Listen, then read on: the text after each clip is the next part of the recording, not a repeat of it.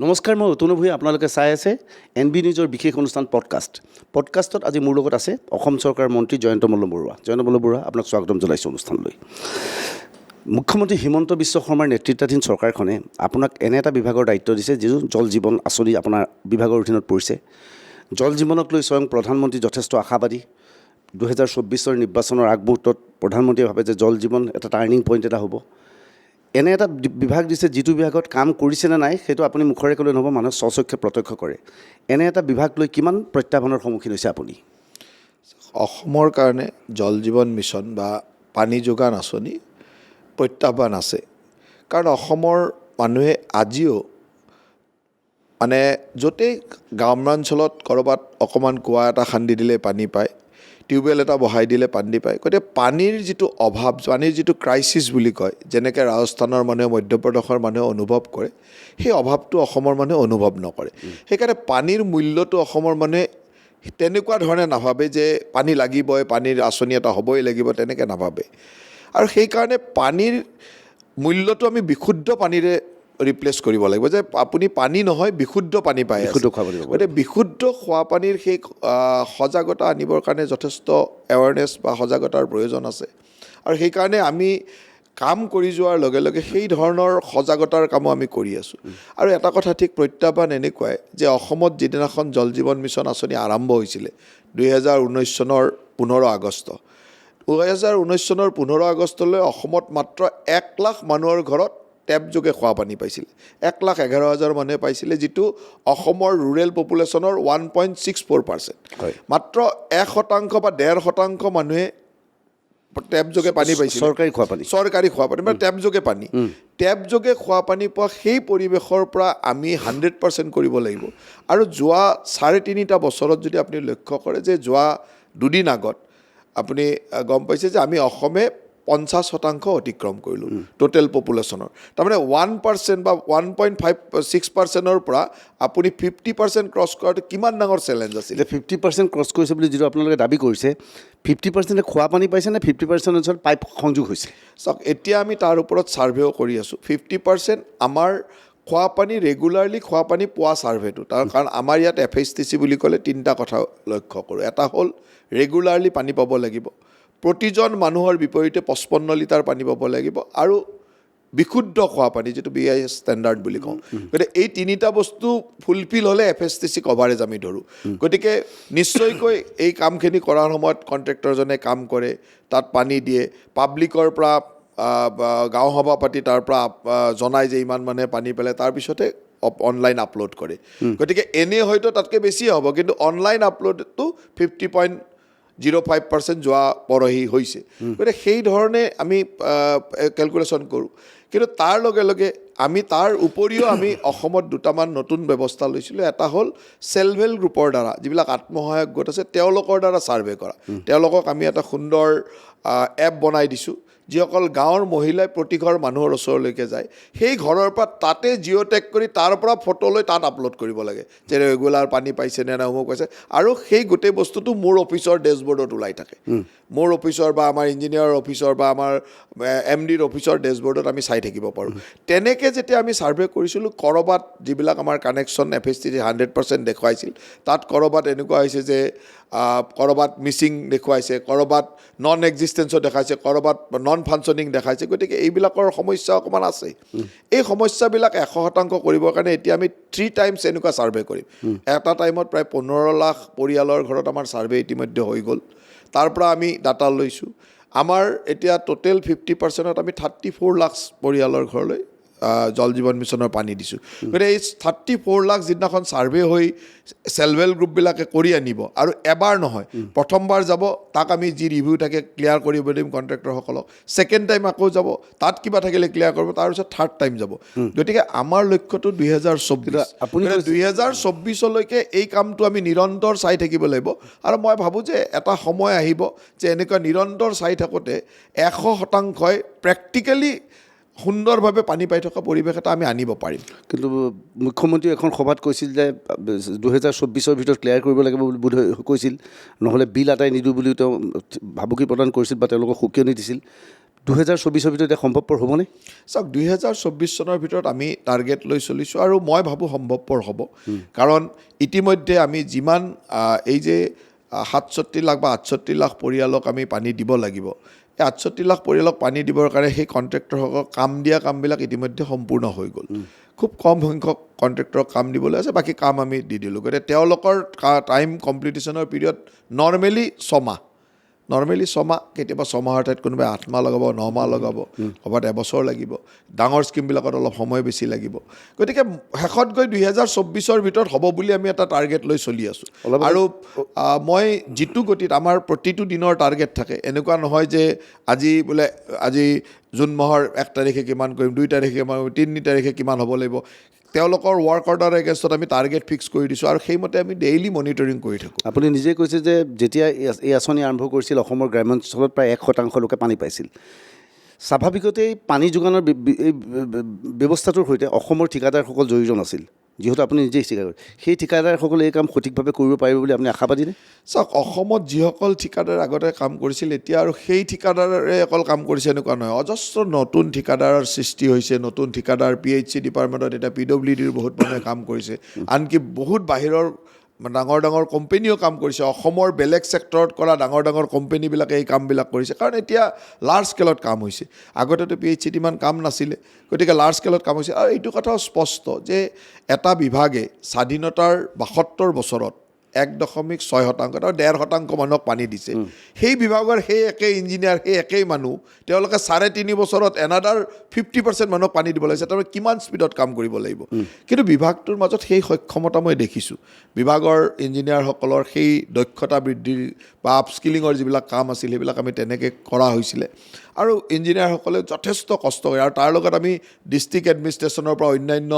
ব্যৱস্থাৰো সহায় লৈছিলোঁ ADC-সকল DC-সকল তাৰ লগত সম্পূৰ্ণভাৱে যোগাযোগত আছে আমি প্ৰতিটো সময়ত আজিকালি যিহেতু ITৰ যুগ প্ৰতিটো সময়ত ভিডিঅ' কনফাৰেঞ্চ কৰা প্ৰতিটো সময়ত মনিটৰিং কৰা এই কামবিলাক আমি কৰি আহিছোঁ আৰু যিটো গতিত আমি বিচাৰিছোঁ সেই গতিটোত সুন্দৰভাৱে গৈ আছে আৰু মোৰ সেইকাৰণে বিশ্বাস আছে যে এই বিভাগীয় অভিযন্তা বা বিভাগীয় ঠিকাদাৰসকলক লৈ আমি 24ত আমি কমপ্লিট কৰিব পাৰিম সেই বিশ্বাসেৰে আমি কাম কৰিছোঁ প্ৰদেশ কংগ্ৰেছৰ সভাপতি ভূপেন বৰাই এই অনুষ্ঠানে পডকাষ্ট অনুষ্ঠানতে কৈ গৈছিল যে বিজেপি বিপদত পৰিব একমাত্ৰ জল জীৱন আঁচনিৰ বাবে যে যি ধৰণে জল জীৱন আঁচনি কৰিছে মানুহক যি ধৰণে প্ৰতিশ্ৰুতি দিছে সেয়া কাৰ্যকৰী কৰিব নোৱাৰিব আৰু কৈছে যে বিজেপিৰ বহু কৰ্মী অসন্তুষ্ট যে তেওঁলোকে কাম পোৱা নাই চাওক প্ৰদেশ কংগ্ৰেছৰ সভাপতি ভূপেন বৰা ডাঙৰীয়াই এই ধৰণৰ কাম ভাবিবও নোৱাৰে যে এনেকৈ প্ৰতি ঘৰ মানুহৰ ঘৰলৈকে টেপ যোগে খোৱা পানী যাব এইটো এটা কল্পনাৰ অগোচৰ কাৰণ স্বাধীনতাৰ 72 বছৰততো 60 বছৰ কংগ্ৰেছে ৰাজত্ব কৰিছে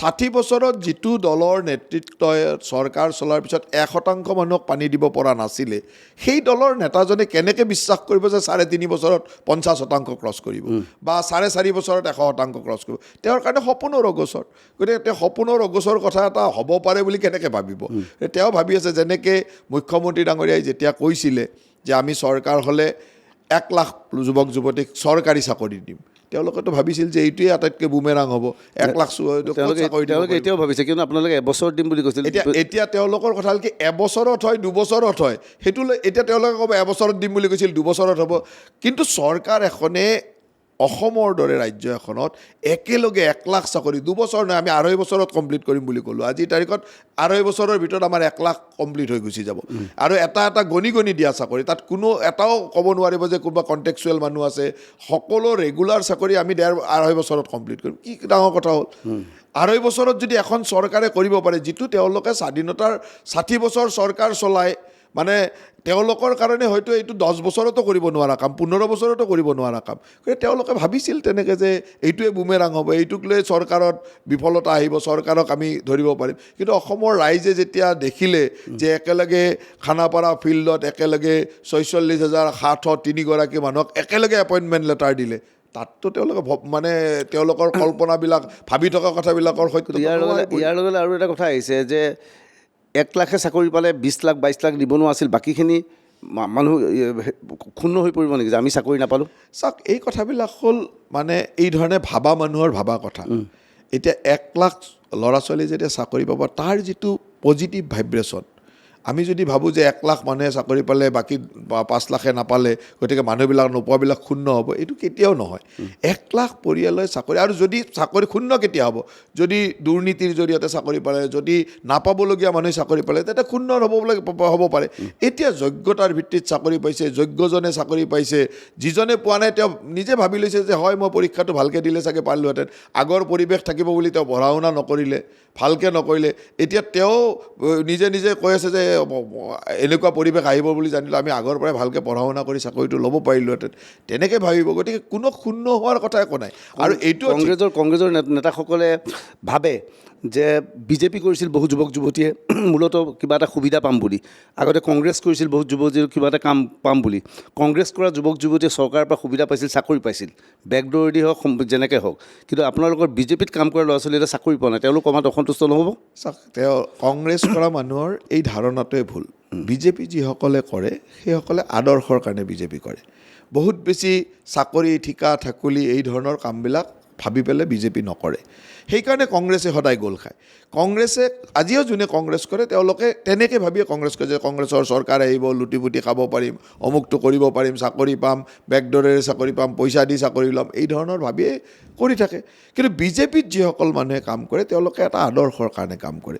তেওঁলোকে কি পাইছে কি নাপাইছে পোৱাটো তেওঁলোকৰ অতিৰিক্ত বুলি ভাবে, যে ঠিক আছে আমি চৰকাৰ কৰিছোঁ, তেওঁলোকৰ লক্ষ্যটো আছে যে অসমৰ ভাৰতবৰ্ষত ৰাম মন্দিৰ হ'ব লাগে, 370 উঠিব লাগে, এনেকুৱা কিছুমান আদৰ্শগত কাৰণে কৰি থাকে। এই আদৰ্শবিলাক যেতিয়া ফুলফিল হয়, কি পাইছোঁ কি নাপাইছোঁ তাৰ হিচাপ বহুত বিজেপি কৰ্মীয়ে নকৰে। ঠিক আছে, বিজেপি কৰ্মীয়ে তেনেকৈ ভাবে, কিন্তু বিজেপিলৈ অহা কংগ্ৰেছৰ পৰা আপোনালোক আহিছিল, মুখ্যমন্ত্ৰী আহিছিল, যিসকল আহিছিল তেওঁলোকৰ লগতো যথেষ্ট সমৰ্থক আছিল। সেই সমৰ্থকসকল যেতিয়া কংগ্ৰেছত আছিল তেওঁলোকে বিজেপিৰ আদৰ্শ ভবা নাছিল। এতিয়া তেওঁলোকে আহি ভাবিছিল, ভবা নাইনে যে আমি এটা চাকৰি পাম, আমি এটা সুবিধা পাম, কিন্তু আমি চাকৰি নাই পোৱা, আমি সুবিধা পোৱা নাই, ৰাম মন্দিৰ হ'ব, আমি সন্তুষ্ট। মই যেতিয়া কংগ্ৰেছত আছিলোঁ তেতিয়া মই তেনেকেই ভাবিছিলোঁ যে এনেকুৱাই কথা। যেতিয়া মই বিজেপিত আহিলোঁ, বিজেপিৰ সংস্কৃতিটো মই বুজি পালোঁ যে বিজেপিটো এনেকুৱাই, বিজেপিত এনেকেই চিন্তা কৰা হয়, এই আদৰ্শৰে চলা হয়, তেতিয়া ময়ো বুজি পালোঁ যে এনেকেই চলিব। গতিকে বিজেপিলৈ যিসকল লোক বেলেগ দলৰ পৰা আহিছিল, আগতে বেলেগ দলত সুবিধা লৈও আছিল, সেইসকলে যদি এতিয়া আপুনি লগ পায় প্ৰত্যেকজন মানুহে ক'ব যে বিজেপিৰ দৰে কাম কৰি আনন্দ ক'তো নাই, ইমান ধুনীয়াকৈ কাম কৰিব পাৰি, ইমান ধুনীয়া এটা পৰিয়ালৰ পৰিৱেশ, সকলোৱে এটা মিলা প্ৰীতিৰে কাম কৰে, ইজনে সিজনক সহযোগিতাৰ মাজেৰে কাম কৰে, আৰু ক'ত কি পাইছোঁ সেইটোৰ এনালিচিছ কৰিবৰ কাৰণে বিজেপিত কাম নকৰে। বিজেপিত কাম কৰে যে আদৰ্শগত পৰিয়ালটোৱে, আদৰ্শৰ কামবিলাক এই দলটোৱে কৰিব পাৰিছেনে, এই নেতাজনে কৰিব পাৰিছেনে নাই, সেইধৰণে সকলোৱে আগবাঢ়ি যায়। আৰু সেইকাৰণে কংগ্ৰেছত থকা মানুহে এই কথাবিলাক অনুভৱেই কৰিব নোৱাৰে যে এনেকুৱাকৈও দল এটা চলে, এনেকুৱাকৈও মানে লোক সন্তুষ্ট হৈ থাকে। তেওঁলোকে ভাবি যায় যে এই অমুকটো হোৱা নাই গতিকে এওঁলোকৰ মানুহবিলাক অসন্তুষ্ট হৈ যাব, পিছত নিৰ্বাচনৰ সময়ত চব কথা ওলাই। আপুনি এনে এটা বিভাগ লৈছে য'ত বহুত ঠিকাদাৰ সৃষ্টি কৰিব পাৰে। এতিয়া কথা ওলাইছে আপুনি বহুত ঠিকাদাৰ দিছে, বিজেপিৰ দ্বাৰা যাক কাম কৰিবলৈ দিছে তাক মই বেয়া বুলি নকওঁ, সেই মানুহবিলাকে কাম কৰি পেলাই সঠিক সঁচাকৈ সেইটো খোৱা পানী যোগান দিব পাৰিবনে সৰু সৰু ঠিকাদাৰে? চাওক, বিশ্বাস আৰু যেতিয়া ৰাখিব, আৰু এই গোটেই কথাটো হয় মনিটৰিঙৰ ওপৰত। আপুনি পৰ্যবেক্ষণ কেনেকৈ কৰি আছে, কি ধৰণে কাম কৰাৰ সুবিধা দিছে। এতিয়া চাওক, আমি আমাৰ বিভাগটোত আজিলৈকে অন্য কোনো বিভাগে নকৰা বহুত কামে এনেকুৱা কাম কৰিছোঁ যে EMB, মেজাৰমেণ্ট বুকটো ইলেক্ট্ৰনিক মেজাৰমেণ্ট বুক, বিল, তাৰমানে ঠিকাদাৰজনে কাম কৰি নিজৰ MBটো নিজে আপলোড কৰিব, তাত আৰু হিউমেন ইণ্টাৰফাৰেঞ্চ ক'তো নাই, ক'তো ফাইল ৰখিব নোৱাৰে। বিল কেনেকৈ পাব, EMB কেনেকৈ পাব, এই ধৰণৰ বহুত নতুন নতুন বস্তু আমি বিভাগটোত সংযোজন কৰিছোঁ। গতিকে বহুত ঠিকাদাৰে এই কামবিলাক কৰি আনন্দ লয়। আগতে কি হয়, ঠিকাদাৰে কামটো কৰি ইঞ্জিনিয়াৰজনৰ ওচৰত দৌৰি থাকিব লাগে, SOজনৰ ওচৰত দৌৰি থাকিব লাগে তেওঁৰ MBটো আপলোড কৰিবৰ কাৰণে। এতিয়া কাম কৰি তেওঁ নিজৰ MBটো নিজে আপলোড কৰে। গতিকে এনেকুৱা কিছুমান বস্তু, তেওঁৰ আজি ফিল্ডৰ বিলৰ কাৰণে দৌৰি থাকিব নালাগে, টেবুলে য'ত বিল যাব লাগে অনলাইন বিল যায়, আমি অনলাইনত চাই থাকিব পাৰোঁ কাৰ তাত বিল কেইদিন ৰখিছে, গোটেই ব্যৱস্থাটো ট্ৰেন্সপাৰেণ্ট কৰি দিছোঁ। গতিকে মানুহে কাম কৰি আনন্দও পাইছে, পইচাও পাইছে, ৰখি থাকিব লগা হোৱা নাই। কিন্তু ইয়াৰ মাজত আছে আপুনি যিবিলাক নতুন নতুন ল'ৰাৰ কাম দিছে সেইবিলাক ল'ৰাৰ হাতত পুঁজি নাই, তেওঁলোকে কাম হাতত লৈছে কিন্তু কাম কৰিব পৰা নাই, এনেধৰণৰ বহু অভিযোগ আমাৰ বিভিন্ন প্ৰান্তৰ পৰা আহিছে। আমি চাওক, আমি তেনেকৈ ৰানিং বিলো দিছোঁ, মানে কম পুঁজি থকা মানুহেও যাতে কাম কৰিব পাৰে সেই ধৰণৰ, মানে 20% 30% কাম উঠোৱাৰ লগে লগে ফাৰ্ষ্ট ৰানিং বিলটো ল'ব পাৰে, তাৰপিছত আকৌ 20% কাম উঠালে ছেকেণ্ড ৰানিং বিল ল'ব পাৰে, এনেকুৱা ধৰণৰ ব্যৱস্থাবিলাক আমি কৰি দিছোঁ। গতিকে বহুত বেছি ডাঙৰ পুঁজি থাকিব লাগিব কামৰ কাৰণে এনেকুৱা নহয়, আৰু কাম এনেকুৱা যোনে নিজৰ জোখতে কাম লৈছে। ইয়াত যেনেকৈ ডাঙৰ কামো আছে সৰু কামো আছে সৰু ডাঙৰ চবে নিজৰ নিজৰ যোনে যি কেপাচিটিৰ আৰু ইয়াত কাম দিওঁতে আমি আটাইতকৈ ডাঙৰ কথাটো চাওঁ তেওঁৰ ক্ৰেডেঞ্চিয়েল তেওঁৰ যোৱা লাষ্ট ইয়েৰৰ টাৰ্ণ অভাৰ গতিকে তেওঁৰ টাৰ্ণ অভাৰটো তেওঁ পেপাৰ ছেট শ্ব' কৰে গতিকে যিজন মানুহৰ টাৰ্ণ অভাৰ যিমান হয় সিমান সময়সংখ্যকে কাম পায় যে তেওঁৰ টাৰ্ণ অভাৰ যদি 2 কোটি টকাতে 2 কোটিৰে কাম পাব কাৰোবাৰ টাৰ্ণ অভাৰ যদি 50 লাখ সি 50 লাখৰে কাম পাব গতিকে টাৰ্ণ অভাৰ যাৰ যিটো ফাইলত থাকে সেইটো অৱস্থাত কাম পায় গতিকে তাত আৰু বেছিকৈ কাম লোৱাৰ স্ক'পো নাই আৰু এক্সিষ্টিং কণ্ট্ৰেক্টৰবিলাকৰ নিৰ্ভৰ কৰে যে তেওঁলোকৰ এক্সিষ্টিং কণ্ট্ৰেক্টৰবিলাকৰ স্ক'ৰ মাৰ্ক তেওঁলোকে কি কাম কৰিছে তাৰ ওপৰত স্ক'ৰ মাৰ্ক গতিকে এইকাৰণে মই নাভাবোঁ যে কণ্ট্ৰেক্টৰে ক'ৰবাত অসুবিধা পাইছে কণ্ট্ৰেক্টৰবিলাক খুব ধুনীয়াকৈ কাম কৰি আছে আৰু আমিও সেই কামখিনিত সহযোগ কৰিছোঁ যে কেনেকৈ তেওঁলোকক সকাহ দিব পৰা যায় এতিয়া জল জীৱন আঁচনিৰ জৰিয়তে কোনবোৰ অঞ্চলত আচলতে পানী যোগান দিয়াত আপোনালোকৰ অসুবিধা হৈছে পাহাৰীয়া অঞ্চলত কিবা অসুবিধা হয় বা এনেধৰণৰ কিবা থাকে নেকি আপোনাৰ অভিজ্ঞতা মতে কি হৈছে চাওক কিছু অঞ্চলত অসুবিধা আছে যেনেকৈ আমি যদিও আমাৰ জল জীৱন মিছন আঁচনিৰ মেইন অঞ্চলবিলাক হ'ল ৰুৰেল মানে আমি গ্ৰাম্যাঞ্চলতে পানী দিওঁ চহৰ অঞ্চলত আমাৰ এতিয়া গুৱাহাটী বা যিবিলাক চহৰ আছে এই চহৰত PHC ডিপাৰ্টমেণ্টে কাম নকৰে বা জল জীৱন মিছন আঁচনিৰ কাম নহয় তাত আৰ্বান ডেভেলপমেণ্ট বা দহুৱাৰ পৰা অমৃত আঁচনিৰ কাম চলে আমাৰ যিবিলাক কাম এতিয়া ধৰক ডিমা হাছাও কাৰ্বি আংলং এইবিলাক অঞ্চলত বহুত চেলেঞ্জিং এনেকুৱা হয় যে ৱাটাৰ চ'ৰ্চ তলত থাকে পাম্প কৰি ওপৰলৈ পানী উঠাব লাগে এতিয়া ভূটানৰ পাৰ্শ্বৱৰ্তী যিবিলাক এৰিয়া সেইবিলাকত বহুত ভিতৰৰ পৰা হয়তো 10 কিলোমিটাৰ 15 কিলোমিটাৰ ভিতৰৰ পৰা ৱাটাৰ চ'ৰ্চ বা ৰিভাৰ চ'ৰ্চ স্প্ৰিং চ'ৰ্চ ল'ব লগা হয় ডিমা হাছাওত এনেকুৱা বহুত ঠাই আছে য'ত বহুত দূৰৰ পৰা মানে স্প্ৰিং চ'ৰ্চত পানী ল'ব লগা হয় এনেকুৱা ঠাই আছে যে চ'ৰ্চটো আছে মিডিলত মাজত আছে পানী দিব লাগে ওপৰৰ ঘৰলৈকে গতিকে তলৰ পৰা পাম্প কৰি ওপৰলৈ পানী উঠাব লাগে এনেকুৱা চেলেঞ্জ বহুত ঠাইত আছে আৰু এই কামবিলাক এনেকুৱা যে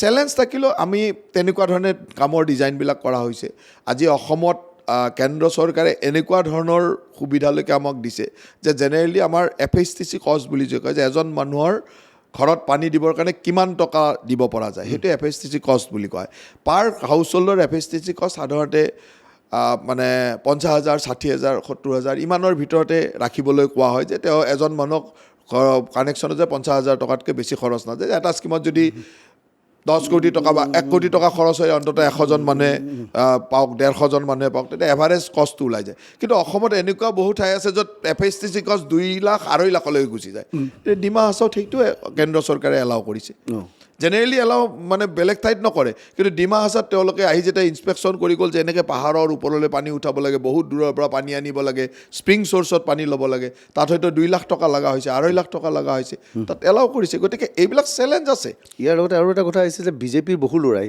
জল জীৱন আঁচনি লৈছে প্ৰতিজন বিজেপি বিধায়কে আপোনাৰ ওচৰত হৈছে তাগিদা দিয়ে মোৰ এইখন তালিকা ঠিক আছে পাওঁ কিন্তু সেই ল'ৰাবিলাকে কামবোৰ লৈ বেছিভাগে কামবোৰ বেলেগক বিক্ৰী কৰি দিয়াৰ অভিযোগ উত্থাপন হৈছে চাওক ইয়াত তেনেকৈ বিক্ৰী কৰি দিয়াৰ অসুবিধা আছে কাৰণ ইয়াত কামবিলাক ল'বৰ কাৰণে প্ৰথম তেওঁ এমপেনেল কণ্ট্ৰেক্টৰ হ'ব লাগিব এমপেনেল কণ্ট্ৰেক্টৰবিলাকৰ তেওঁলোকৰ মানে এটা ID থাকে এমপেনেল কণ্ট্ৰেক্টৰ আৰু তেওঁলোকৰ টাৰ্ণ অভাৰটো আমি চাওঁ তেওঁলোকে কিমান টকাৰ কাৰণ এমপেনেল কণ্ট্ৰেক্টৰজনৰ এখন ৰেজিষ্টাৰ ফাৰ্ম তেওঁৰ IT ৰিটাৰ্ণ তেওঁৰ টাৰ্ণ অভাৰ গোটেই ব্যৱস্থাটো চাওঁ গতিকে যোনে তোনে আহি এজন মানুহে কাম ল'ব খুজিলে ল'ব নোৱাৰে তেওঁতো এমপেনেল ৰেজিষ্টাৰ কণ্ট্ৰেক্টৰ হ'ব লাগিব এমপেনেল হ'ব লাগিব তেওঁৰ টাৰ্ণ অভাৰ থাকিব আৰু আগতে কাম কৰা মানুহৰ আমি স্ক'ৰিং মেট্ৰিক্স এটা থাকে আৰু এই স্ক'ৰিং মেট্ৰিক্সটো কোনো ঠিকাৰ মানে ইঞ্জিনিয়াৰে দিব নোৱাৰে যে ইঞ্জিনিয়াৰৰ মন গ'ল ইয়াৰ স্ক'ৰ বঢ়াই দিলোঁ এনেকুৱা নহয় তাত স্ক'ৰিঙত কম্পিউটাৰাইজ ছিষ্টেম যে তেওঁ কোনদিনা কাম পাইছিল আগৰ কামটো কিমান দিনত পাৰফৰ্মেঞ্চ গেৰেণ্টি দিলে কিমান দিনত কাম আৰম্ভ কৰিলে কিমান দিনত বৰিং কৰিলে কিমান দিনত কাম কমপ্লিট কৰিলে কিমান দিন তেওঁ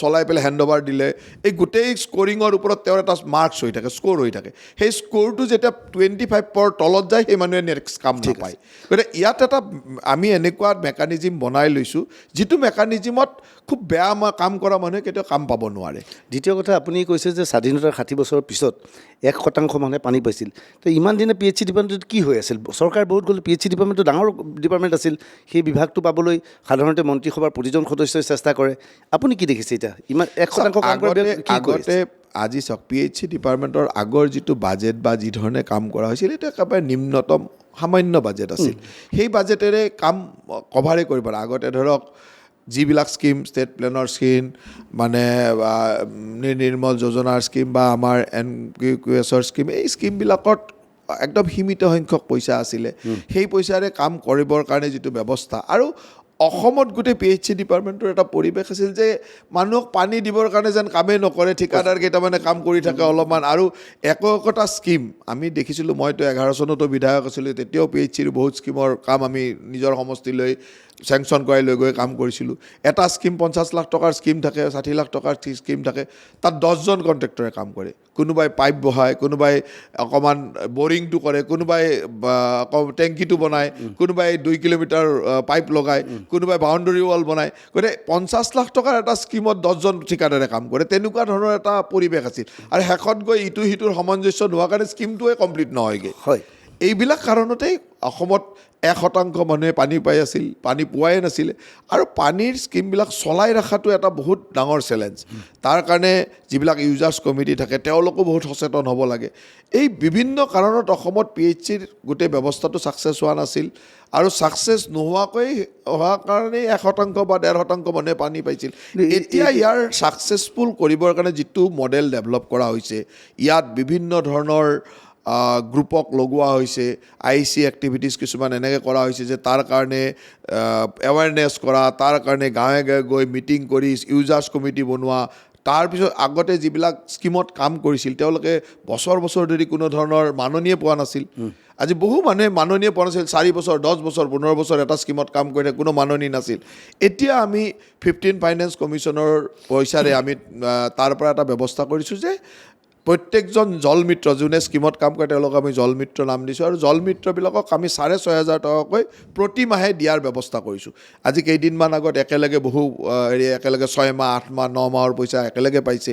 এতিয়াও অসুবিধা আছে, তাক আমি ৰেগুলাৰ কেনেকৈ ক'ব যে প্ৰতি মাহৰ মানে তেওঁলোকে 6,500 টকা এই কামখিনি আমি চেষ্টা কৰি আছোঁ। সৰু প্ৰশ্ন এটা কৈছোঁ, আপুনি অলপ কৈছিল চহৰ অঞ্চলৰ কামখিনি আৰ্বান ৱাটাৰ পৰা বেলেগ বেলেগ দিব পাৰি। জল জীৱন আঁচনি মই সাধাৰণ অৰ্থত সাধাৰণ ৰাইজেও জানিব বিচাৰিছে, চহৰ অঞ্চলবিলাক মুঠি সামৰি লোৱা নাই নেকি? চহৰ অঞ্চলত জল জীৱন মিছন আঁচনি নাথাকে। PHC ডিপাৰ্টমেণ্টৰ কামটো হ'ল যে ৰুৰেল গ্ৰাম্যাঞ্চলত আমি যে এই 50%ৰ কথা কৈছোঁ, 68 লাখ পৰিয়াল কৈছোঁ, এইখিনি হ'ল গ্ৰাম্যাঞ্চলৰ পৰিয়াল। চহৰ অঞ্চলত আৰ্বান ৱাটাৰ ছাপ্লাই, মিউনিচিপালিটিৰ পানী, নাইবা তাত ক'ৰবাত জল বোৰ্ড আছে, যেনেকৈ গুৱাহাটীত জল বোৰ্ড আছে, ক'ৰবাত দহুৱাৰ বেলেগ বেলেগ স্কিম আছে। আৰু এতিয়া জল জীৱন মিছন আঁচনিৰ লেখীয়াকৈ অমৃত নামেৰে এটা আঁচনি কৰা হৈছে, য'ত যোৱা প্ৰথম অমৃত আঁচনিত আমি 3খন মিউনিচিপালিটিক অমৃতৰ মাজেৰে সামৰি লৈছিলোঁ।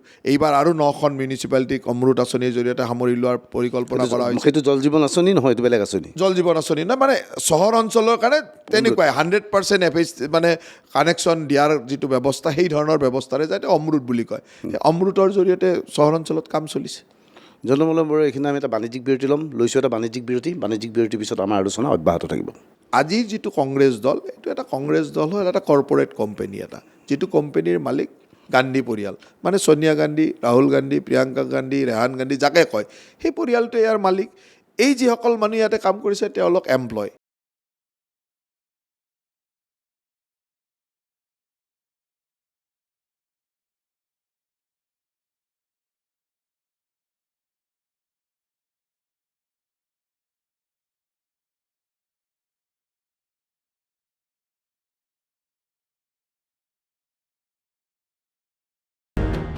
বিৰতিৰ পিছত স্বাগতম।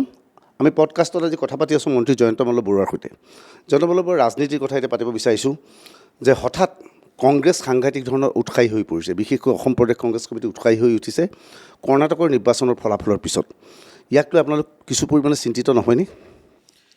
কংগ্ৰেছ দলে ইমানটা ইলেকশ্যন হাৰাৰ পিছত ক'ৰবাত এটা জিকিছে, গতিকে অলপ উৎসাহিত বেছি হোৱাটো স্বাভাৱিক। কিন্তু অসম বা ভাৰতবৰ্ষৰ প্ৰেক্ষাপটত এই উৎসাহটোৰ কোনো মূল্য নাই বুলি মই ভাবোঁ। নিশ্চয়কৈ তাত পৰিৱেশটো এনেকুৱা আছিল যে যোৱা নিৰ্বাচনতো তাত তেওঁলোকে জিকিছিল, আৰু আজিৰ তাৰিখতো যদি বিজেপিৰ ভোট আপুনি চায় তেতিয়াহ'লে বিজেপি নিজে পোৱা ভোটখিনি আছেই। গতিকে তেওঁলোকৰ উৎসাহৰ কাৰণ বেলেগ। এখন ৰাজ্যত চৰকাৰ বনালেতো উৎসাহ হ'বই, আৰু যিহেতু এটাৰ পিছত এটা নিৰ্বাচন হাৰি আছিলে, গতিকে হাৰি তেওঁলোকৰ মনত হতাশা আছিল। গতিকে তাৰ মাজত এখন ৰাজ্য জিকি আহিছে, গতিকে তেওঁলোকৰ অলপ উৎসাহ হৈছে। কিন্তু এই উৎসাহটো মইতো অসমত কোনো কাৰণ দেখা নাপাওঁ। আৰু ডাঙৰ কথাটো হ'ল যে নিৰ্বাচনত জয়লাভ কৰিবৰ কাৰণে দলটোৰ নেতাৰ অত্যন্ত প্ৰয়োজন। যিটো নেতাৰ নেতৃত্বত ৰাষ্ট্ৰত নেতৃত্ব দিব পাৰে, যিজন নেতাই ৰাষ্ট্ৰত নেতৃত্ব দিব পাৰে, তেনেকুৱা নেতাৰ প্ৰয়োজন। আজিৰ তাৰিখত কংগ্ৰেছ দলত তেনেকুৱা কোনো নেতা নাই যোনে ৰাষ্ট্ৰক নেতৃত্ব দিব পাৰে, যোনে অসমক নেতৃত্ব দিব পাৰে। গতিকে অসম আৰু ৰাষ্ট্ৰৰ অসমতো যথেষ্ট সাহসী নেতা ভূপেন বৰা আছে। চাওক, এতিয়া আপোনালোকে বেলেগ বেলেগ দৃষ্টিৰে ক'ত কি সাহস দেখি ভূপেন বৰা মই নাজানো। মই ভূপেন বৰাক এটা কথাই জানো যে ভাৰতত ৰাজনীতিত ৰাহুল গান্ধী আৰু অসমৰ ৰাজনীতিত ভূপেন বৰা থাকিলে তেতিয়া কোনোদিন আৰু বিজেপিয়ে যদি শুই বহিও থাকে তথাপিতো জিকিব। অৰ্থাৎ আপুনি ৰাহুল গান্ধীৰ লগত ভূপেন বৰাৰ সম্পৰ্ক দেখা পাইছে, মানে একেধৰণৰ মানে একেই, কোনো ৰাজনৈতিক বিশ্লেষণ নথকা মানুহ, ৰাজনীতি কেনেকৈ কৰিব লাগে সেইটো বুজি নোপোৱা মানুহ। ভূপেন বৰাইও বুজি নাপায়, ৰাহুল গান্ধীয়েও বুজি নাপায়। কিন্তু ৰাহুল গান্ধীয়ে যি ভাৰত জোড়ো যাত্ৰা কৰিলে, সেই ভাৰত জোড়ো যাত্ৰাৰ পিছত কৰ্ণাটকত তেওঁলোকে ভাল ফলাফল, তেওঁ যিটো ভাবে যে তেওঁ ভাৰত জোড়ো যাত্ৰাটো কৰোঁতেই তেওঁৰ ৰাজনৈতিক পৰিপক্কতা এটা ওলাই পৰে। ভাৰতনো আৰু জৰিবৰ কাৰণে কি যাত্ৰা কৰে? ভাৰতক লগ কৰাবৰ কাৰণে কিবা যাত্ৰা কৰিব লাগে? ভাৰতৰ যিটো হিন্দু মুছলমান আপোনালোকে ভাৰতটো কোনদিনা তেওঁলোকে ক'ব বিচাৰিছে আপোনালোকে যিটো হিন্দু মুছলমান ভেদাভেদ কৰিছে, এতিয়া তেওঁ সেই কথাটোতে গোল খাই গ'ল যে ভাৰতনো কোনদিনা খণ্ডিত বিখণ্ড হৈছে। যদি ভাৰত জোড়ো যাত্ৰা কৰিবই লাগে তেতিয়াহ'লে পাকিস্তান চব লৈ আপোনালোকে বেলেগ দৃষ্টিভংগী লৈছে। গতিকে তেওঁ যিদিনাখন ভাৰত জোড়ো যাত্ৰা আৰম্ভ কৰিছে তাতে তেওঁৰ ৰাজনৈতিক পৰিপক্কতা ওলাই পৰিছে। সেইটো আপোনালোকৰ দৃষ্টিভংগী, কিন্তু ভাৰত জোড়ে তেওঁলোকে বুজাব বিচাৰে, মানুহে সেনেকৈ ভাবে। এতিয়া অসমত একেধৰণে মই যদি কংগ্ৰেছৰ নেতা হৈ আপোনাক প্ৰশ্ন কৰোঁ যে জনসম্পৰ্ক ৰক্ষা আপোনালোকে কৰিবলৈ কি দৰকাৰ? মানুহৰ দেখোন সম্পৰ্ক আছেই। নাই, জনসম্পৰ্ক কৰিব লাগিব। জনসম্পৰ্কটো আছে আমাৰ ইজনৰ সিজনৰ সম্পৰ্ক। আমি জনসম্পৰ্ক এইকাৰণে কৰিব লাগিব যে আমি সদায় ৰাইজৰ লগত থাকিবৰ কাৰণে ৰাইজৰ লগত সম্পৰ্কত থাকিব লাগিব। সেইটো প্ৰত্যেক ৰাজনৈতিক দলৰ লক্ষ্য যে আমি ৰাইজৰ লগত থকা, ৰাইজৰ মনৰ কথা জনা, সম্পৰ্ক কৰা। মই যদি কংগ্ৰেছ নেতা হ'লো হয় তেনেহ'লে মই ক'লো তাৰমানে ইমান দিন ৰাইজৰ লগত নাছিল, আমি ৰাইজৰ লগত থাকিম। যদি আছে যদি জনসম্পৰ্ক কি প্ৰয়োজন? প্ৰতিটো মুহূৰ্ততে সম্পৰ্ক কৰি যাম। এতিয়া তেওঁলোকে যিটো ভাৰত জোড়ো যাত্ৰা, এতিয়া ভাৰত জোড়ো যাত্ৰা গোটেই ভাৰতবৰ্ষত কৰিলে, গোটেই ভাৰত জৰিনো কেতিয়া নাছিল বা ভাৰতক কিয় জৰিব লাগে তাতে তেওঁলোকৰ ৰাজনৈতিক পৰিপক্কতা ওলাই পৰে। ইয়াত তেওঁলোকৰ এনেকুৱা যে ভাৰত জোড়ো যাত্ৰা কৰি থাকিলে তেওঁলোকৰ মাজতে পকেট মাৰ ওলাই যায়, পকেট মাৰি দিয়ে, গৈ এপ্লিকেশ্যন এজাহাৰ দিয়ে যে পকেট মাৰি দিলে। এতিয়া তেওঁতো নিজে কয় যে তেওঁ পকেট মাৰ লৈ পেলাই যাত্ৰা কৰি আছে, নহ'লে তেওঁৰ লিডাৰজনৰ পকেট কিয় মাৰি দিব? গতিকে এই যিবিলাক কথা, এই কথাবিলাকতে তেওঁলোকৰ ৰাজনৈতিক পৰিপক্কতা ওলাই পৰে। আৰু ৰাজনৈতিত যে তেওঁলোকৰ এজন মানুহ ৰাজনীতিত আছে, ৰাজনীতিত থকা বহুতে মানুহে কবিতা লিখিছিল। দেৱকান্ত বৰুৱা ভাল কবি আছিল, তেখেতৰ এখন কাব্য গ্ৰন্থই গোটেই আজিও সকলোকে আকৰ্ষিত কৰি ৰাখে, সেয়া এটা বেলেগ প্ৰতিভা।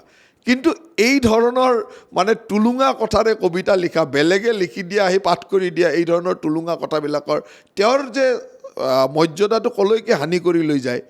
কবিতা হয়তো ৰাজনীতি কৰা মানুহ, ময়ো ৰাজনীতি কৰোঁ, কবিতা এটা লিখাটো ডাঙৰ কথা একো নহয়, কবিতা লিখিব। তেওঁ কিছুমান এনেকুৱা টুলুঙা কাৰবাৰ কৰে, যিবিলাক কাৰবাৰে বুজাই দিয়ে যে তেওঁৰ ৰাজনৈতিক পৰিপক্কতা নাই। এতিয়া ৰূপকোঁৱৰ জ্যোতিপ্ৰসাদ প্ৰসাদ আগৰৱালা, কলাগুৰু বিষ্ণুপ্ৰসাদ ৰাভা আদিৰ কবিতাই মানুহৰ মাজত প্ৰাণ দিছিল। ভূপেন বৰাই তেনে ধাৰণা সেই কথাটোৱে ডাঙৰ কথা যে ৰূপকোঁৱৰ জ্যোতিপ্ৰসাদ আগৰৱালা, বিষ্ণু ৰাভাই গোটেই স্বাধীনতা আন্দোলনৰ সময়ত সেই ধৰণৰ এটা উজ্জীৱিত কৰাৰ সংগ্ৰামত বা উজ্জীৱিত কৰাৰ গান বাদ্য কবিতাৰ মাজেৰে মানুহক উৎসাহিত কৰি লৈ গৈছিল। সেইটো এটা ধাৰা আছিল। এওঁ ৰাজনীতি আজিৰ পৰা কিমান বছৰ আগৰ ছাত্ৰ ৰাজনীতিৰ পৰা তেওঁক আমি দেখি আছোঁ, ডিব্ৰুগড় ইউনিভাৰ্চিটিৰ পৰা ছাত্ৰ ৰাজনীতিত একেলগে কংগ্ৰেছো কৰিছোঁ। তেওঁৰ প্ৰতিভা আমি দেখি আহিছোঁ, তেওঁৰ প্ৰতিভা আমি দেখি আহিছোঁ। হঠাৎ কিছুমান কাৰ্টুন টাইপ কবিতা লিখা আৰম্ভ কৰিলে। এই কথাবিলাকে তেওঁৰ ক'ৰবাত তেওঁৰ যিটো মৰ্যাদা ৰাখিব লাগে ভূপেন প্ৰদেশ কংগ্ৰেছৰ সভাপতিজনৰ ৰাজনৈতিক বিচক্ষণতা ৰাখিব, তাত যেন তেওঁৰ ক'ৰবাত জ্যোতিহে পৰিলে, তাত যেন ক'ৰবাত অতিয়ে হ'ল। মোৰ তেনেকুৱা মই বুলি নহয়, অসমৰ ভূপেন বৰা একেলগে এটা আছিল। তেতিয়া ভূপেন বৰাই কবিতা লিখা নাছিল নেকি? তেওঁ মইতো তেনেকৈ কবিতা লিখিছিল ইমান গমো পোৱা নাছিলোঁ। কিন্তু কিবা যদি লিখিছিলোঁ হয়তো সেই সময়ত কলেজত পঢ়া দিনত কবিতা লিখিব পাৰে, কিবা থাকিব পাৰে, মই সেইটো নাজানো। কিন্তু এতিয়া যিবিলাক কবিতা লিখা আৰম্ভ কৰিছে এইবিলাক কিবা সস্তীয়া হৈ গ'ল, অলপ হাঁহিয়াতৰ পাত্ৰ, টুলুঙা হৈ গ'ল। যেন প্ৰদেশ কংগ্ৰেছৰ সভাপতিৰ চকীখনকে টুলুঙা কৰি পেলালে, এনেকুৱা যেন লাগে কবিতাবিলাক পঢ়ি পেলাই। এতিয়া বাৰে বাৰে কৈ আছে ভূপেন বৰাই যে আজমল আৰু বিজেপি একে মুটাৰ দুপিঠি শিপিটি আজমলে বিজেপিক সহায় কৰি আছে, যাৰ কাৰণে এই চলিত যোৱা সপ্তাহটো দেখা গ'ল যে ভূপেন বৰাই মানকাছাৰত ৰেলী কৰিলে কৈছে যে ৰাইজৰ ওচৰত হাতযোৰ কৰি ক্ষমা খুজিছে যে আমি AIDF-ৰ লগত মিত্ৰতা কৰি ভুল কৰিছিলোঁ, AIDF আৰু বিজেপি একে। এতিয়া এই ধৰণৰ এক্সপ'জে আপোনালোকক ক্ষতি নকৰিবনে? চাওক, এইবিলাক কৈ থাকিলে কি হ'ব যে এতিয়া নিৰ্বাচন আহিব, ছোনিয়া গান্ধীৰ ঘৰত গৈ পেলাই বদৰুদ্দিন আজমল উপস্থিত হ'ব, ৰাহুল গান্ধীয়ে তাৰ পৰা ডাইৰেকশ্যন দিব যে আজমলক ইমানখন চিট দি দিয়া, আজমলক লগত লৈ ইলেকশ্যন খেলা আৰু একেলগেই ইলেকশ্যন খেলিব যাব, তেতিয়া তেওঁলোকৰ এই কথাবিলাকৰ ক'ত ভেলু থাকিব? আপোনালোক এতিয়াও ভাবে যে কথাটো হ'ল যে আজিৰ যিটো কংগ্ৰেছ দল, এইটো এটা কংগ্ৰেছ দল হ'ল এটা কৰ্পৰেট কোম্পানী এটা, যিটো কোম্পানীৰ মালিক গান্ধী পৰিয়াল, মানে ছোনিয়া গান্ধী, ৰাহুল গান্ধী, প্ৰিয়ংকা গান্ধী, ৰেহান গান্ধী, যাকে কয় সেই পৰিয়ালটোৱে ইয়াৰ মালিক। এই যিসকল মানুহ ইয়াতে কাম কৰিছে তেওঁলোক এমপ্লয়, ইয়াৰে একোটা ডিষ্ট্ৰিবিউটৰ, ডিলাৰ, এনেকুৱা ধৰণৰ এমপ্লয়। এওঁলোকৰ ক'ত ডিচিশ্যন ল'ব পৰা অধিকাৰ আছে? এওঁলোকে কি ডিচিশ্যন ল'ব পাৰে? প্ৰদেশ কংগ্ৰেছৰ সভাপতিয়ে কিবা ডিচিশ্যন ল'ব পাৰে নেকি যে কংগ্ৰেছৰ লগত কাৰ এলায়েন্স হ'ব, কাৰ লগত থাকিব? এতিয়াও খাৰ্গে ডাঙৰীয়াই কিবা এটা কাগজ দিলে তেওঁ কয় যে মই হাইকমাণ্ডক সুধিব লাগিব। তে হাইকমাণ্ড কোন? খাৰ্গে ডাঙৰীয়াৰ কাৰণে হাইকমাণ্ড এটা আছে। খাৰ্গে হ'ল ৰাষ্ট্ৰীয় সভাপতি, কংগ্ৰেছ দলৰ ৰাষ্ট্ৰীয় সভাপতি। ৰাষ্ট্ৰীয় সভাপতিৰ ওপৰত আৰু কোন হাইকমাণ্ড ওলাল? বোলে চৰকাৰ আছে, প্ৰধানমন্ত্ৰী এজন আছে, তেতিয়া বাৰু হাইকমাণ্ড শব্দটো ক'ৰবাত বোলে মই প্ৰধানমন্ত্ৰীকে হাইকমাণ্ড বুলি ক'লোঁ। তেওঁ কয় যে মই এইটো কাম হাইকমাণ্ডক সুধিব লাগিব। হাইকমাণ্ড মানে কোন? কি অথৰিটিত হাইকমাণ্ড?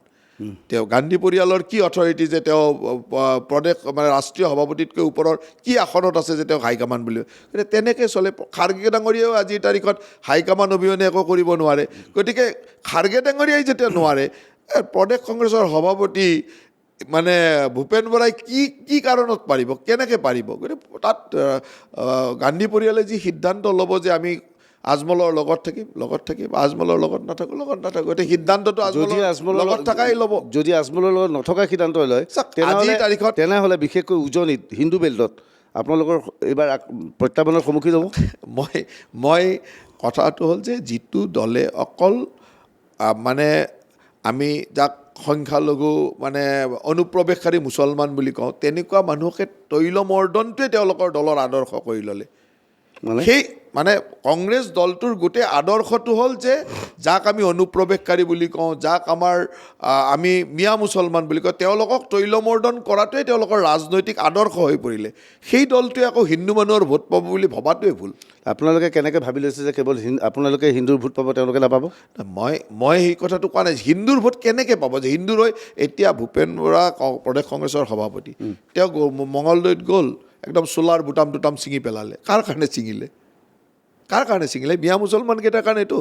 গতিকে মিয়া মুছলমানৰ কাৰণে যিটো প্ৰদেশ কংগ্ৰেছৰ সভাপতি বুকুৰ চোলাৰ গুটাম ফালি দিব পাৰে, তেওঁ আকৌ হিন্দুৰ কথা ক'ব গ'লে হিন্দুৱে কিয় মানিব? বা হিন্দু মানে কেনেকৈ ভাবিব? হিন্দু বুলি কোৱা নাই, অসমীয়া খিলঞ্জীয়া, আনকি অসমৰ খিলঞ্জীয়া মুছলমানেও কিয় মানিব যে মিয়া মুছলমান কেইটামানৰ কাৰণে তেওঁ একেবাৰে বুকুৰ চোলাৰ গুটাম ফালি দিলে? সেই মানুহটোক আকৌ অসমৰ খিলঞ্জীয়া হিন্দুৱে হওক বা মুছলমানেই হওক তেওঁ কেনেকৈ মানিব? কিন্তু কিয় আপোনালোকক কিয় মানি ল'ব যে মানুহে যে যিটো সময়ত আপোনালোকৰ মুখ্যমন্ত্ৰীৰ নিৰ্দেশত বুলডেজাৰ চলোৱা হৈছে, মাদ্ৰাছা ধ্বংস কৰিব বিচৰা হৈছে, সেইবোৰে অসমীয়া মানুহকো বেয়া পোৱা নাইনে? অসমীয়া মানুহে কিয় বেয়া পাব? এটা ধৰ্মক এখন অসমৰ শংকৰ আজানৰ দেশ আছিল বুলি এখন কোৱা হয়। এইখন মাধৱৰ দেশ, শংকৰ আজানৰ দেশ বুলি কোনোবাই ক'লে যে ভাবি ল'ব এইটোখন শংকৰ মাধৱৰ দেশটো আপোনালোকে আনিলে। আগতে শংকৰ আজানৰ এইখন আগৰ পৰাই অতীজৰে পৰাই এইখন শংকৰ মাধৱৰ দেশ আছিল। এই শংকৰ মাধৱৰ দেশবিলাকক কোনোবা এচাম মানুহে নিজৰ বেনিফিটৰ কাৰণে শংকৰ আজানৰ বনাই পেলালে। এইটো শংকৰ আজানৰ বুলি ক'লেই নহ'ব, এইখন শংকৰ মাধৱৰ দেশ। তাৰমানে শংকৰ আজানততো অসমীয়া মুছলমানক প্ৰতিনিধিত্ব কৰে। কোনে কাক প্ৰতিনিধিত্ব কৰে সেইটো জিকিৰটো অনুপ্ৰৱেশকাৰীয়ে গাত পৰিৱেশন নকৰে। সেইকাৰণে জিকিৰ গোৱা মানুহক অসমৰ মানুহে আদৰি লয়। জিকিৰ গাইছিলতো আজান ফকীৰে। মই আজান ফকীৰক ইয়াৰ পৰা মই যে আজান ফকীৰৰ বিৰুদ্ধে কথা কৈছোঁ এইটো নহয়। মই কৈছোঁ যে জিকিৰ কিয় আদৰি লয় অসমীয়া মানুহে? যে আজান ফকীৰ ডাঙৰীয়া বাহিৰৰ পৰা আহিলে, ধৰ্ম প্ৰচাৰ কৰিলে, অসমৰ বৰগীতৰ সুৰেৰে, শংকৰদেৱৰ আদৰ্শেৰে সেনেকুৱা ধৰণৰ এটা গীতৰ মাজেৰে অসমৰ সংস্কৃতিৰ লগত মিলি গ'ল, অসমৰ সভ্যতা সংস্কৃতিক আদৰি ল'লে। সেইকাৰণে তেওঁলোকক অসমৰ মানুহে আদৰি ল'লে। অসমৰ মানুহে সেইকাৰণে আজান ফকীৰক কেতিয়াও অনুপ্ৰৱেশকাৰী বা শত্ৰু বুলি নাভাবে।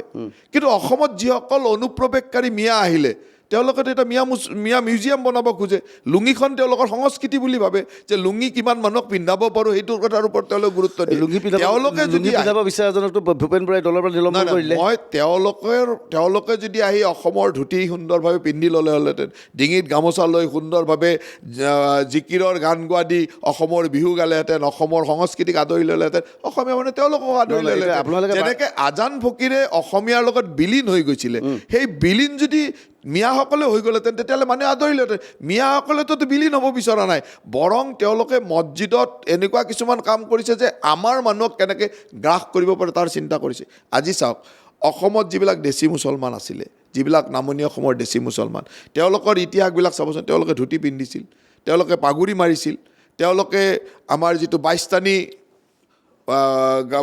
পূজা আছিলে বাইস্তানী পূজা আমাৰ মনসা পূজাৰ দৰে বাইস্তানী পূজা কৰিছিল তেওঁলোকৰ যিটো নৃত্য সেই নৃত্যটো যদি চাই আমাৰ গোৱালিনী নৃত্যৰ দৰে কোচ ৰাজবংশীকৰ গোৱালিনী নৃত্যৰ দৰে সেই বস্তুবিলাক যেতিয়াই এই মিয়া মুছলমানবিলাক তাত বাঢ়ি গ'ল তেতিয়া সেইবিলাককে গ্ৰাস কৰিব আৰম্ভ কৰে তেওঁলোকক সেইটো ধৰ্মবিৰুদ্ধ বুলি কোৱা আৰম্ভ কৰিলে মছজিদত সেইবিলাক ধৰ্মবিৰুদ্ধ কাম বুলি ক'লে যে সংগীত আমি কৰিব নালাগে ধুতি আমি পিন্ধিব নালাগে লুঙি আমি পিন্ধিব লাগে টুপি পাগুৰি মাৰিছিলোঁ সেইটো পাগুৰি নোহোৱা কৰি পেলাই টুপি কৰি পেলাই তাৰপৰা আমাকে গ্ৰাস কৰি পেলাই সেই অসমীয়া খিলঞ্জীয়া মুছলমানবিলাকৰ সেই ক্ষোভবিলাক নাই নেকি সিহঁতেতো আজিও অনুভৱ কৰে সেই দেশী মুছলমানবিলাকৰ মনত আজিও লাগে যে আমাৰ ককা দেউতাই ধুতি পিন্ধিছিল এতিয়া মোৰ মছজিদৰ ইমামজনে আহি লুঙি পিন্ধিব কয় মোৰ ককা দেউতাই পাগুৰি মাৰিছিল মোক এতিয়া টুপি পিন্ধিবলৈ কয় এই যিটো ব্যৱস্থা এই ব্যৱস্থাবিলাক কোনে গ্ৰাস কৰিলে সেই গ্ৰাস কৰা মানুহকতো অসমীয়া মানুহে মানি নল'ব নহয় শংকৰ আজানক মানি ল'ব মানে আজানক এইকাৰণে মানিব যে আজান ফকীৰে আহি ইয়াৰ লগত বিলীন হৈ গৈছিল অসমীয়াৰ লগত বিলীন হৈছিলে এতিয়া মিয়াবিলাক অসমীয়াৰ লগত বিলীন হোৱা নাই নহয়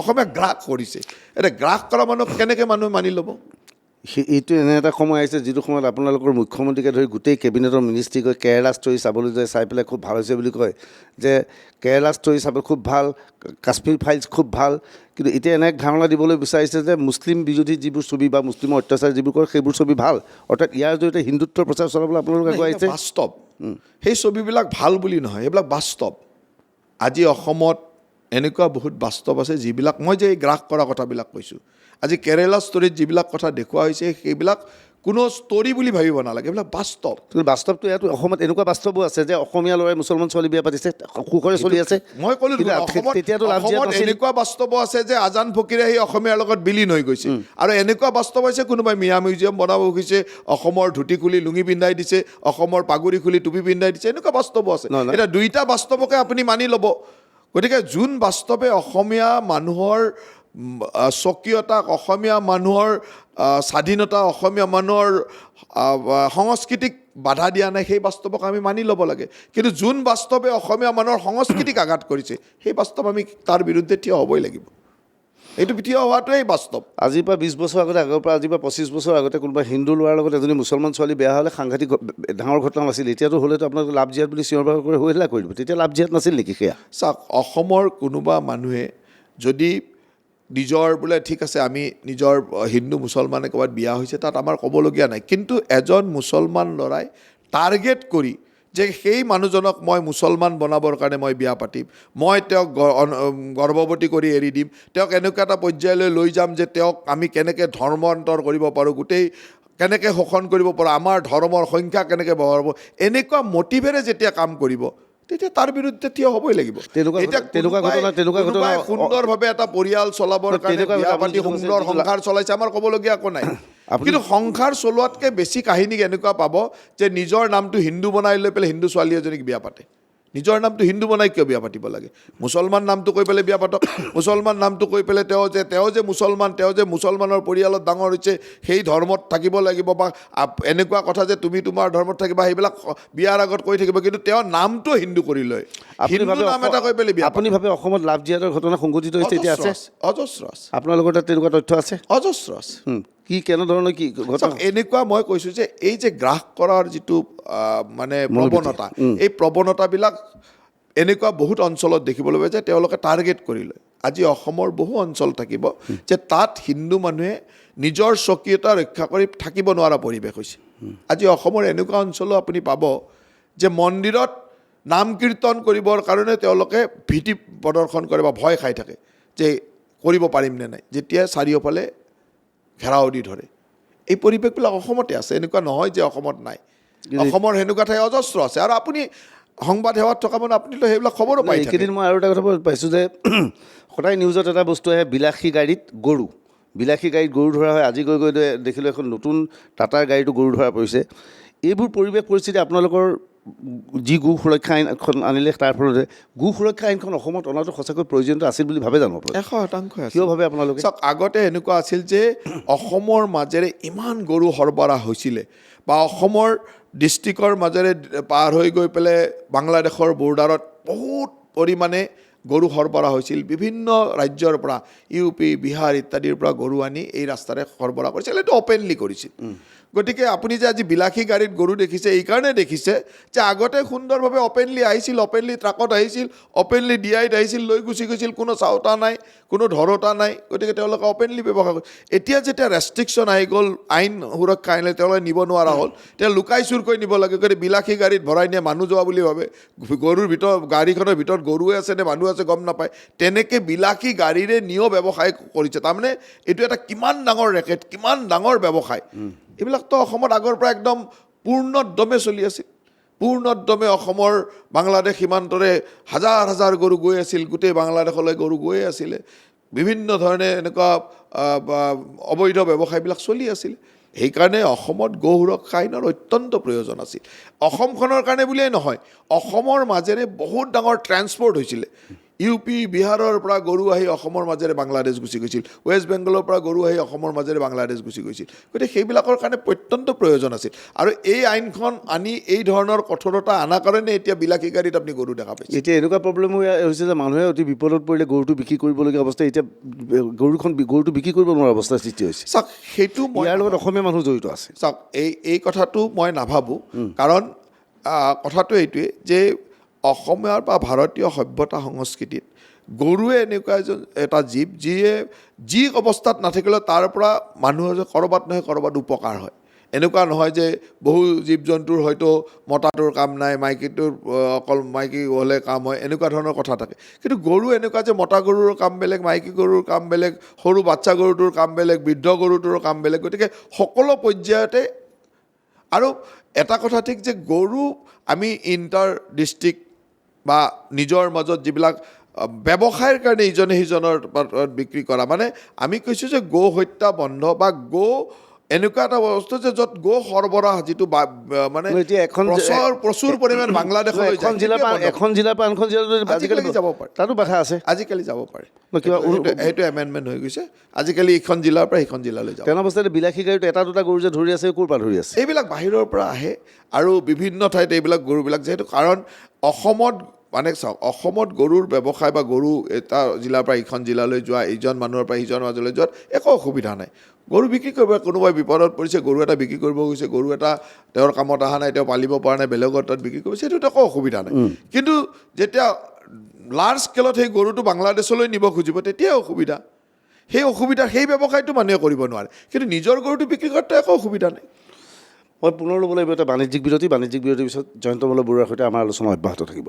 যি অসমৰ স্বকীয়তা যাৰ ওচৰত আছে, সেই মানুহখিনিৰ সুৰক্ষাৰ স্বাৰ্থতে আজি অসমৰ সমষ্টি পুনৰ নিৰ্ধাৰণ অত্যন্ত প্ৰয়োজন হৈ পৰিছে।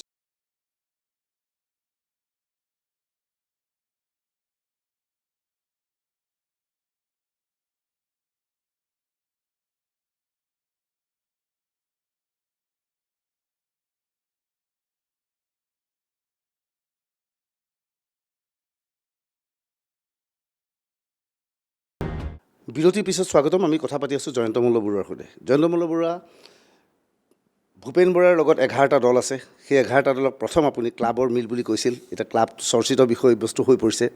আপুনি কিয় ভাবে ভূপেন বৰাৰ লগত থকা সেই 11টা দলক ক্লাব বুলি কিয় ক'ব বিচাৰে?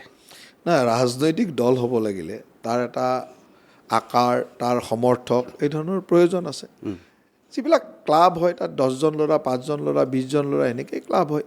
গতিকে তেওঁৰ লগত যিবিলাক দল আছে, সেই দলবিলাক ক'ত এক্সিষ্ট কৰে?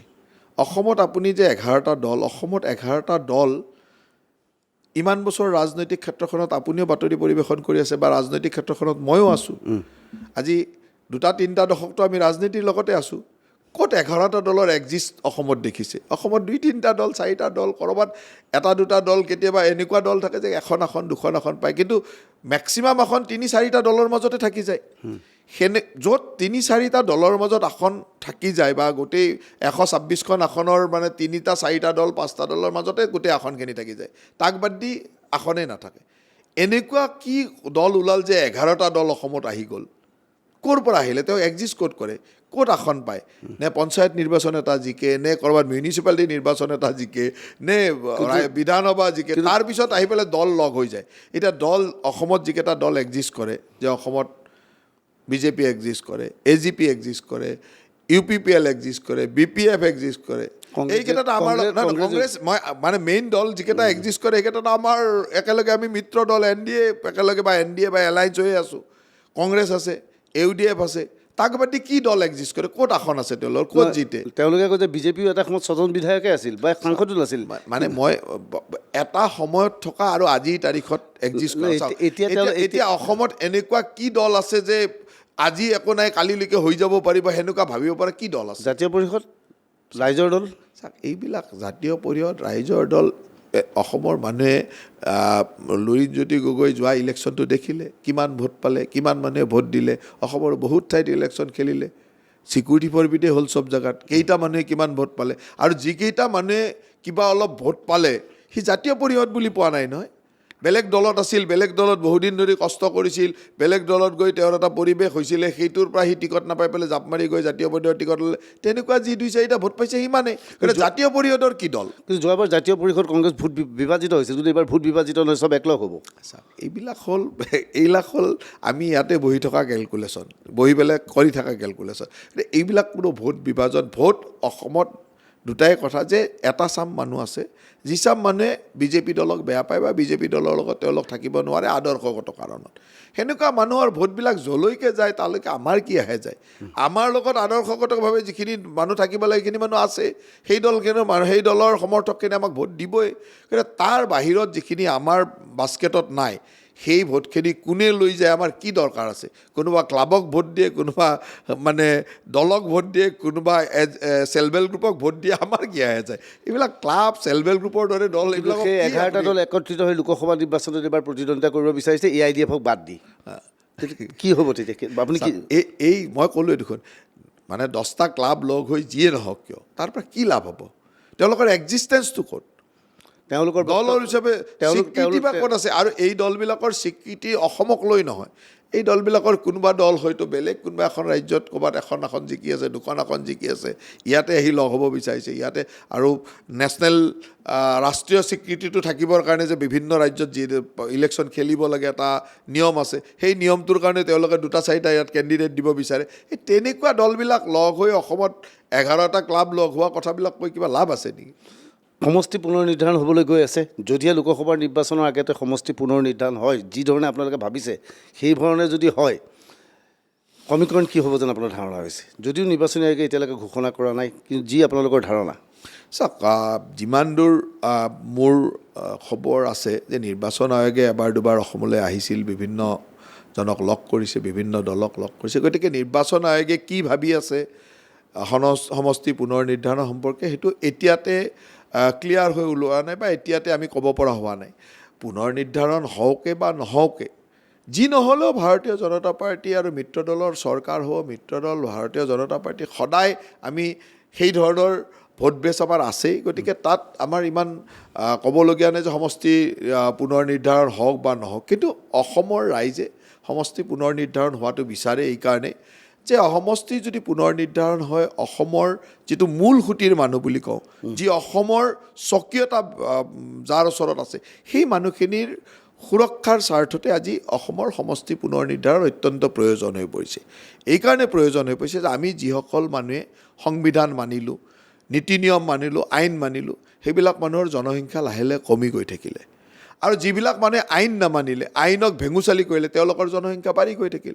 কাৰণ অসমত বা ভাৰতবৰ্ষত এখনেই আইন যে জনসংখ্যা নিয়ন্ত্ৰণ কৰিবলৈ, আমি নিয়ন্ত্ৰণ কৰা মানুহবিলাক লাহে লাহে সৰু হৈ আহিলোঁ আমাৰ অধিকাৰবিলাক এতিয়া আমি হেৰাবলৈ আৰম্ভ কৰিলোঁ যোনে আইন নামানিলে তেওঁলোকে জনসংখ্যা বঢ়াই গ'ল এতিয়া জনসংখ্যাৰ ভিত্তিত যদি এই ধৰণৰ পুনৰ নিৰ্ধাৰণ সমষ্টি বাঢ়ি গৈ থাকে তেওঁলোকেতো আমাক গ্ৰাস কৰি পেলাব আৰু যিটো তেওঁলোকৰ মটিভ যিটো তেওঁলোকৰ মূল উদ্দেশ্য সেই উদ্দেশ্যৰ পৰা আমি তেওঁলোকক ৰখাই দিয়াৰ এটাই ব্যৱস্থা যে আমি সমষ্টি পুনৰ নিৰ্ধাৰণ এতিয়াই কৰিব লাগিব যদি আৰু বাঢ়ি যায় আৰু সেই সময়ত তেওঁলোকে সমষ্টিৰ পুনৰ নিৰ্ধাৰণৰ কথা কৈ দিয়ে সেই ধৰণৰ জনসংখ্যাৰ মাজে তেতিয়াহ'লে আমিয়ে সংখ্যালঘু হৈ পৰিম গতিকে সেইকাৰণে মই ভাবোঁ যে অসমৰ মূল সুঁতিৰ মানুহৰ স্বাৰ্থত অসমৰ স্বকীয় মানুহৰ স্বাৰ্থত সমষ্টিৰ পুনৰ নিৰ্ধাৰণ অত্যন্ত প্ৰয়োজন আছে শেষত এটা প্ৰশ্ন যে জয়ন্ত মল্ল বৰুৱা আপুনি নলবাৰী সমষ্টিক প্ৰতিনিধিত্ব কৰে এনে এটা সমষ্টি যে জয়ন্ত মল্লই এবাৰ MLA হয় এবাৰ অশোক শৰ্মা হয় ইতিমধ্যে অশোক শৰ্মাৰ 2-এটা পোষ্ট ওলাইছে য'ত আপোনাৰ বিজেপি নীতিক বিৰোধিতা কৰিছে আকৌ ক্ষতিগ্ৰস্ত হ'ব যেন লাগে নেকি কেতিয়াবা চাওক দলত ডাঙৰ কথাটো দলে মোক কি দায়িত্বত ৰাখিব বিচাৰে মই ভাৰতীয় জনতা পাৰ্টি 2015 চনত আহিছিলোঁ 15 চনত অহাৰ পিছত 16ত বিধানসভাৰ নিৰ্বাচন আছিল দলে হয়তো চিন্তা কৰিলে যে মোক বিধায়কৰ দায়িত্বত নাৰাখি দলৰ দায়িত্বত ৰাখিব লাগে দলত মুখপাত্ৰ কৰি ৰাখিলে দলত উপসভাপতি কৰি ৰাখিলে চৰকাৰতো মোক দায়িত্বত দিলে যে এটা সন্মানীয় বিভাগৰ অধ্যক্ষ 5 বছৰ মোক তেনেকৈ চলালে আকৌ 21 চনত মোক প্ৰাৰ্থী দিলে 21 চনত বিধায়ক হ'লোঁ এবছৰ আগত মন্ত্ৰী হ'লোঁ গতিকে দলে যেনেকৈ দায়িত্ব দিছে কৰি থাকিম আগন্তুক দিনত বা দলে মোক কি দায়িত্ব দিয়ে দলৰ নেতৃত্বই বা মোক কি ভাবি থৈছে সেইধৰণে চলিব লাগিব আৰু এইটোও ঠিক যে দলত সকলো সময়ত দলে সিদ্ধান্ত লয় কাক কেনেকৈ দায়িত্ব দিব নিশ্চয়কৈ মানুহৰ চইচ থাকে কোনোবাই ভাবিব পাৰে যে মই কিন্তু আমি ৰাজনীতিত যেতিয়া আহোঁ তেতিয়া আমি বাহিৰৰ মানুহে যেনেকৈ ভাবে যে আমি এইটোৱে বিচাৰি ৰাজনীতিত আহিছোঁ ঠিক তেনেকুৱা নহয় আমি কেতিয়াবা ৰাজনীতিত যেতিয়া থাকোঁ তেতিয়া আমি এটা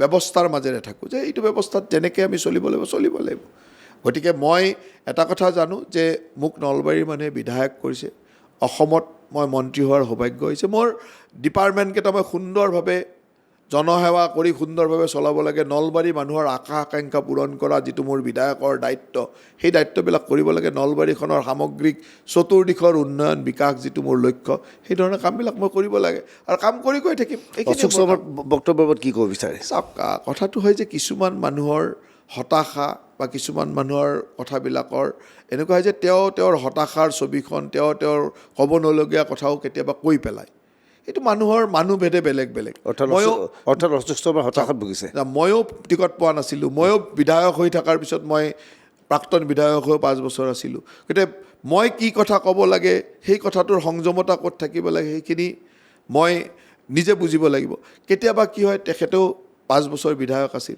গতিকে বিধায়ক হৈ থকাৰ পিছত বিধায়কৰ দায়িত্বত বা প্ৰাৰ্থিত্ব পোৱা নাই তেওঁৰ মনত হয়তো তেনেকুৱা ক্ষোভ ক'ৰবাত থাকিব পাৰে তাৰ উপৰিও বহুত সাৰ পানী দিয়া মানুহো থাকে 2-4জন মানুহে সাৰ পানী দি কেতিয়াবা সেই কথাটো সেই কণ্ট্ৰল বা সেই ধৰণৰ কথাবিলাক কি ধৰণে ক'ব লাগে সেইটোৱে হ'ল ৰাজনৈতিক পৰিপক্কতা এতিয়া সেই ৰাজনৈতিক পৰিপক্কতা তেওঁৰ আছে নে নাই তেওঁৰ কথাটোত ৰাজনৈতিক পৰিপক্কতা প্ৰতিফলন হৈছে নে নাই ৰাজনৈতিক মানুহে বিশ্লেষণ কৰিব আপোনালোক সাংবাদিক আপোনালোকে বিশ্লেষণ কৰিব গতিকে মই তাত তেওঁ কোৱা কথাখিনি ভুল শুদ্ধ কেনেকৈ ক'ব লাগিছিল কেনেকৈ ক'লে এই কথাটো কোৱাটো মই উচিত নহয় এইকাৰণে মই যদি কওঁ কাৰণ মানুহে জানে যে